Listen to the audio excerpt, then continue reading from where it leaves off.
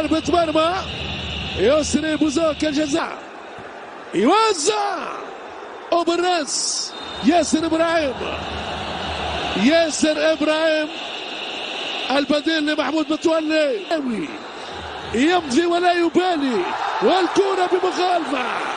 بيرسي تاو يقوم بالمخالفة الجنوب افريقي.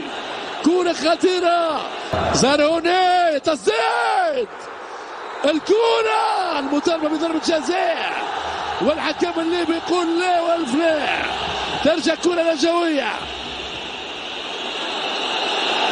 التماس النادي الاهلي طبعا المطالبة بضربة الجزاء ومراجعة الفيديو في الربط بين الدفاع والهجوم. كرة نجوية مذكور، ترجع الكرة بمخالفة. دفاع عالي من جانب النادي الاهلي، بالراس الكرة ضربة مرمى. اسماعيل مقدم قلب الدفاع في قراءة أولى لتشكيلة الرجاء. كرة على طول الشناوي للرجاء، المراوغة والشناوي أمام الجزائري يسري بوزوك. محمود بن دايك يوزع، الراس من ياسر ابراهيم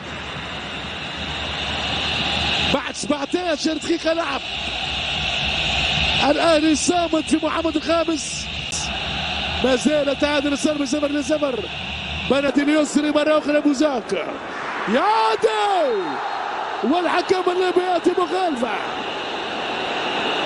مخالفة قد تكون مرفوقة مذكور. يأتي كرة عالية بالقائم الثاني، وعلي معلول حتى في الركنية لنادي الرجاء. 7 دقائق قبل نهاية الشوط الأول. علي معلول يصعب،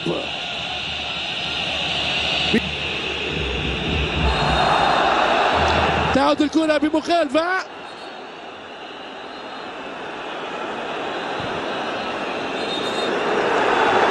الحكم الليبي يعيد الكرة. شحات سار الكرة، يعدي، والحكم الليبي يقول شيء ما فما. وياتي انذار لروجيه اولو. هل هنالك ضربة جزاء لفريق الرجاء؟ اعطينا الصورة، خلينا نتأكد من هذه الكرة.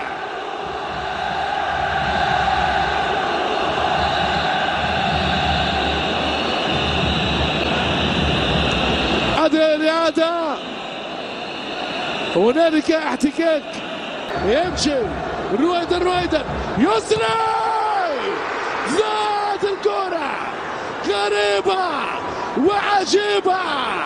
النادي الاهلي بالحظ الكبير. كربع حسين الشحات مخالفة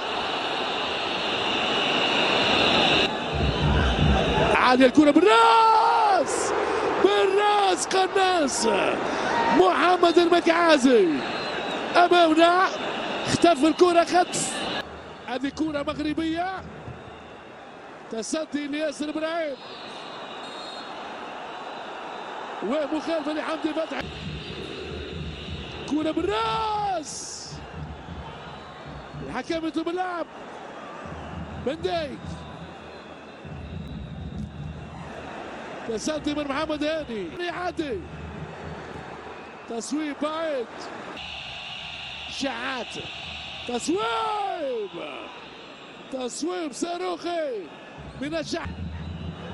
زاروني بعيدة من نوفل زاروني، في كل مرة يتسرع على الكرة بعيدة لأنس. حمدي فتحي يوزع، بوزوق،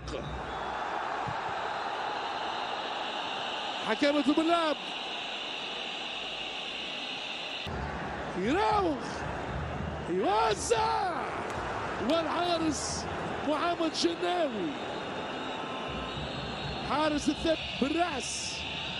التصويب بعيد، تصويب كان بعيد من محمد هاني. كرة مغربية تصوير غريبة مش معقول. حمزة خابة خيب كل الأمال، كان وحده في القائم الثاني وهدف الرجاء. تلعب الآن بسرعة. هل فهمتم لماذا نسميه غول وبعبع إفريقيا؟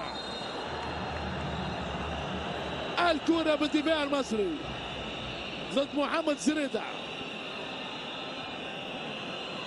في المقابل الرجاء فاز 12 مرة بلقب الدوري، 8 مرات بكأس العرش، 3 مرات دوري أبطال إفريقيا.